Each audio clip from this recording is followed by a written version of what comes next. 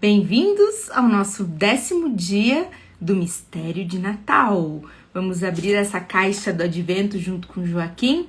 Vamos ver como está a história de Elizabeth, Joaquim não, né? Elizabeth, Efiriel, Gaspar, Josué e as 5 ovelhas. Bora lá? 10 de dezembro. Alguns segundos depois, aquilo que Elizabeth pensava ser um pássaro saiu voando e veio descendo em espiral para junto dos peregrinos. Joaquim acordou no dia seguinte e abriu a 10ª porta do calendário mágico de Natal. Hoje havia a figura de um anjo no alto de uma torre de igreja. Impuriel. Aconteceu em Paderborn, no final do século XIII. Nessa cidadezinha, a meio caminho entre Hanover e Colônia, certo dia entrou correndo um animado rebanho de ovelhas, seguido por 2 pastores, um rei negro, uma menina de casaco vermelho e calça azul e um anjo de asas abertas. Era bem cedo de manhã. Apenas um guarda noturno percorria as ruas. Ele chamou com voz severa os 2 pastores que vinham correndo pela cidade atrás do seu rebanho. Depois de um momento, viu o anjo pairando sobre o calçamento da rua. Então levantou as mãos para o sol nascente e bradou: Aleluia, aleluia. E com isso se retirou, virando a esquina, e deixou as ruas vazias para a santa procissão. Pararam em frente a uma igreja, no meio da cidade. Esta é a igreja de São Bartolomeu, disse Efiriel. Foi construída no século XI e tem o nome de um dos 12 apóstolos de Jesus. Dizem que São Bartolomeu fez uma longa viagem até a Índia para contar às pessoas de lá a respeito de Jesus. Elizabeth tinha notado algo estranho. Apontou para o alto da torre da igreja. Tem um passarinho branco pousado lá em cima. Efiriel sorriu. Ah, se fosse isso! Alguns segundos depois, aquilo que Elizabeth pensava ser um pássaro saiu voando e veio descendo em espiral para junto dos peregrinos. Bem antes de pousar, Elizabeth percebeu que não era um pássaro, e sim um anjo. Só que não era um anjo já crescido, não era nem maior do que ela mesma. O anjo criança pousou bem aos pés de Elizabeth e exclamou: Olá, eu me chamo Impuriel e vou com vocês para Belém. Deu uma voltinha, levantou os olhos para Gaspar e os 2 pastores, fez alguns movimentos graciosos. Por fim disse para Efiriel: Já estou esperando há um quarto de eternidade. Gaspar limpou a garganta com um pigarro decidido. Era óbvio que tinha alguma coisa em mente. Um quarto de eternidade, começou ele. Isso dá mais ou menos 66.289 anos. Ou cerca de 156.498 anos. Ou, mais exatamente, 439.811.977 anos. Ou talvez até um pouquinho mais. Não é fácil dizer exatamente quanto tempo dura um quarto de uma eternidade. Primeiro, você tem que descobrir quanto dura uma eternidade inteira. Então, decidi dividir por 4. Mas exatamente quanto dura uma eternidade inteira é muito difícil calcular. Você pode começar com qualquer número. A eternidade irá durar ainda mais. Assim, pode-se dizer que um quarto de uma eternidade é exatamente um período tão longo quanto uma eternidade inteira. Até mesmo 1/1000 de uma eternidade é exatamente um período tão longo quanto o restante da eternidade inteira. É extremamente difícil compreender isso, pois calcular uma eternidade inteira, ou metade da eternidade, ou um quarto é um assunto que cabe apenas ao céu. O querubim Impuriel parecia ofendido.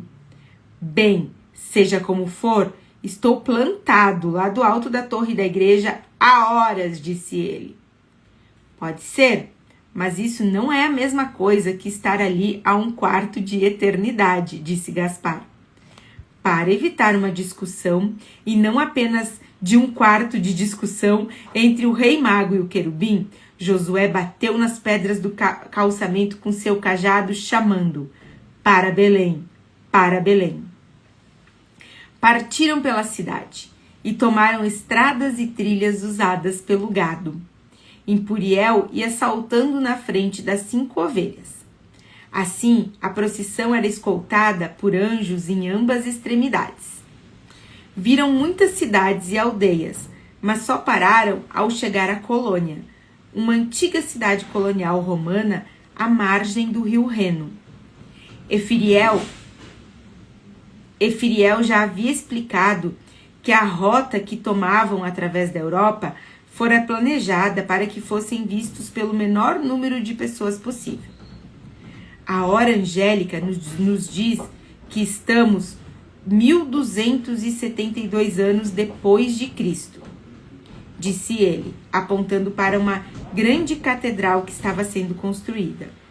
A grande catedral de Colônia já começou a ser construída, mas só será terminada daqui a muitas centenas de anos. Josué deu uma batida forte com seu cajado no chão, dizendo: para Belém, para Belém.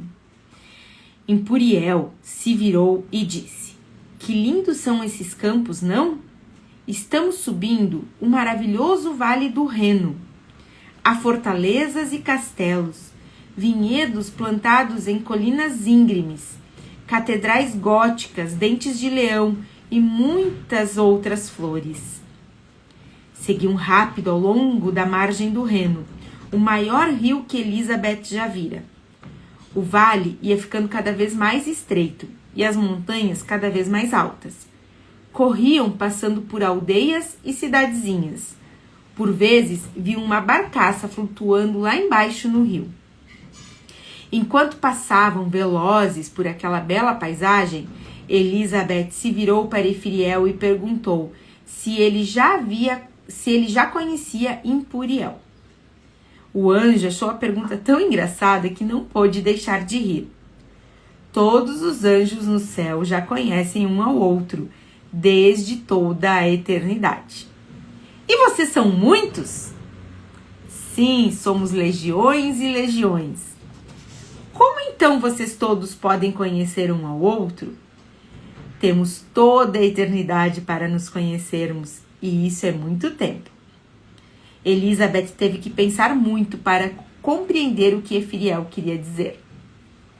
O anjo continuou: se você dá uma festa que vai durar 3 horas, não deve convidar mais do que 5 ou 6 pessoas, para que todas possam conversar com todas as outras. Mas se a festa durar 3 dias inteiros, você pode muito bem ter 50 convidados ou mais. Elizabeth concordou. Ela discutia esse assunto com sua mãe todos os anos a respeito do seu aniversário. Efiriel abriu os braços. A festa celestial já dura por toda a eternidade.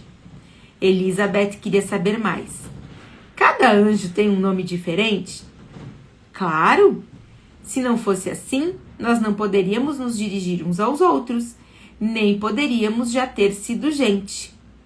E Efiriel começou a recitar todos os nomes dos anjos, um por um. Os anjos do céu se chamam Ariel, Beriel, Curruciel, Daniel, Efiriel, Fabiel, Gabriel, Amarubiel, Impuriel, Joaquiel, Cachaduriel, Luxuriel, Micael, Nariel. Chega, chega, disse Elizabeth. Quanto tempo você teria que continuar falando até dizer o nome de todos os anjos? Eu teria que continuar por toda a eternidade. Elizabeth balançou a cabeça animada. Puxa, e você sabe todos os nomes de cor? com toda a eternidade à disposição da gente, não é tão difícil. Elizabeth já estava tonta, mas não queria desistir. De qualquer forma, acho que é necessária muita inteligência para inventar tantos nomes diferentes, todos terminados em El. Sim, disse Efiriel, a imaginação de Deus é tão infinita quanto as estrelas do céu. Nenhum anjo é exatamente igual ao outro, tampouco seres humanos. É possível fazer 1000 máquinas idênticas, mas isso é tão fácil que até um ser humano consegue. Finalmente, o anjo Efiriel disse algo que Elizabeth guardou bem guardado no coração. Cada pessoa na Terra é uma obra única da criação. Joaquim, finalizamos então o papelzinho. Vamos ver o que Joaquim tem a nos dizer. Joaquim sorriu consigo mesmo. Foi tão divertido ler sobre todos aqueles anjos. De repente, ouviu sua mãe chegando no corredor. Enfiou o papelzinho debaixo do travesseiro. A mãe se inclinou sobre a cama para espiar o calendário e falou: um anjo, bem em cima de uma torre de igreja. Em seguida, aconteceu uma coisa idiota. Mais uma vez, Joaquim esqueceu que não devia falar sobre o que tinha lido. Talvez porque estivesse tentando se lembrar de todos aqueles estranhos nomes de anjo. Disse então: esse aí é o querubim Impuriel. A mãe olhou fixo para ele. Impuriel? Sim, disse Joaquim. Ele achava até que era um nome bem bonito para um anjinho travesso. Ele está pousado no alto da igreja de São Bartolomeu. Já está lá um quarto de eternidade, mas agora está prestes a levantar voo e ir descendo em espiral até aqui embaixo, perto de Elizabeth e dos outros. A mãe não disse nada. Em vez disso, chamou o pai. Quando ele entrou no quarto, ela pediu que Joaquim dissesse ao pai como se chamava a igreja da figura.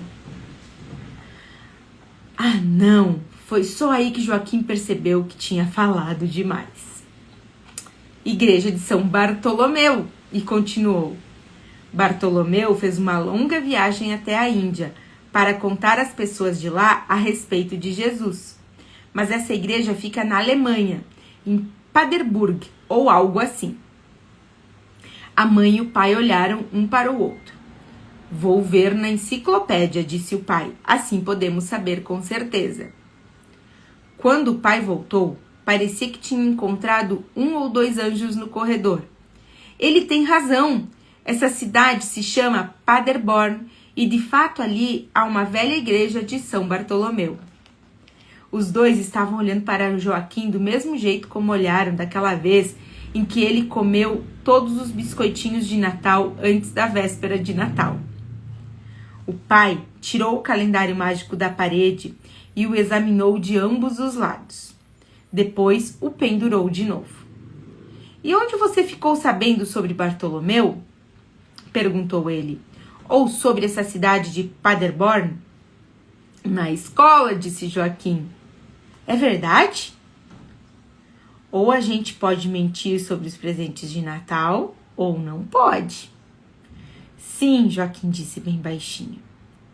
Nessa altura, já era tão tarde que não havia mais tempo para discutir sobre Bartolomeu, Impuriel ou Paderborn. Nem a mãe, nem o pai tiveram tempo de fazer sanduíches para levar de lanche. A mais importante vitória de Joaquim naquela manhã foi que ele conseguiu esconder o papelzinho na sua caixa secreta antes de correr para a escola. Em seguida, escondeu a chave na estante de livros.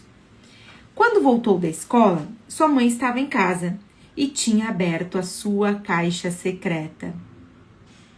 Tinha aberto a sua caixa secreta! Sua mãe tinha feito algo que havia prometido que nunca iria fazer. Havia quebrado uma promessa solene.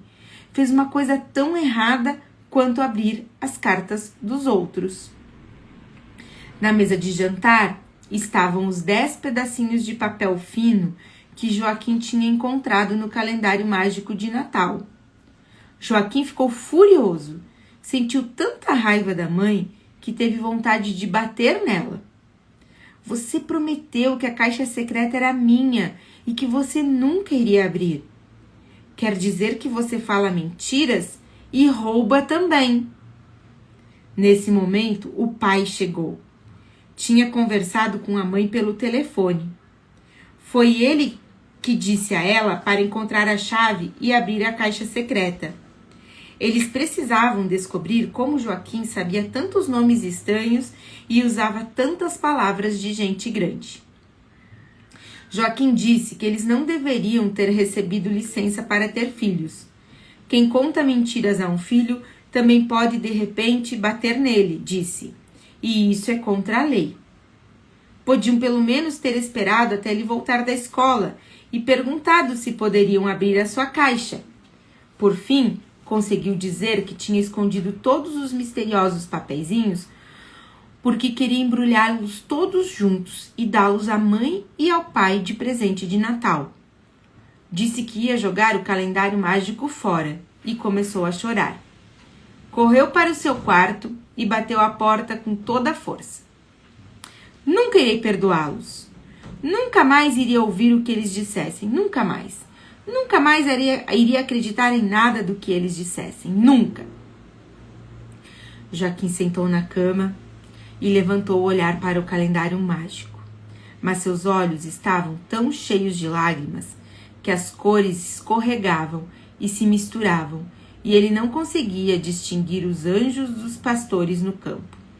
Tudo estava estragado. O calendário de Natal tinha se tornado comum, como qualquer outro calendário de Natal. Não era mais nem um pouquinho mágico. Depois de muito tempo, algo começou a cantar nos seus ouvidos. E a canção que ele ouviu dizia: Sabet, Tebas, Sabet, Tebas, Sabet, Tebas. Era uma canção tão misteriosa que ele começou a perceber que não fazia nenhuma diferença se sua mãe e seu pai sabiam ou não sobre os papeizinhos do calendário. Talvez o calendário mágico fosse tão cheio de segredos que haveria o suficiente para a família inteira. Ele ainda não lhes contara que tinha conhecido o velho João, e isso era algo que estava guardando só para si. Ouviu então umas batidinhas na porta do quarto. Joaquim não respondeu, mas depois de um tempinho, o pai abriu a porta devagarinho. É verdade, disse ele. Nós fizemos uma coisa bem idiota. Logo depois chegou a mãe. Dá para você nos perdoar? Joaquim ficou olhando para o chão. Talvez. Ninguém disse nada. Vocês leram o que estavam nos papéis? Perguntou Joaquim. Acho que sim, disse a mãe. Mas eu não sei qual foi o primeiro papel que saiu do calendário. Talvez você possa nos mostrar. Você não gostaria de ler para o papai? Joaquim pensou cuidadosamente. Bem, está certo. De certa maneira, estava sentindo um pouquinho de alívio. Dali em diante, não havia mais a necessidade de esconder nada. Além disso, se lesse algo que ele não compreendia, poderia perguntar à mãe e ao pai. Dali em diante, o calendário mágico de Natal seria o calendário mágico da família inteira. Finalizamos então o dia 10 de dezembro e continuamos amanhã com essa história, né, com esse mistério de Natal. E te convido a assistir, né, todos os episódios aqui no Instagram ou no YouTube. Eu tô subindo os vídeos pro YouTube também para facilitar que vocês assistam, certo? Estão gostando dessa história? Eu tô amando. Então, um beijo, fiquem com Deus e até amanhã.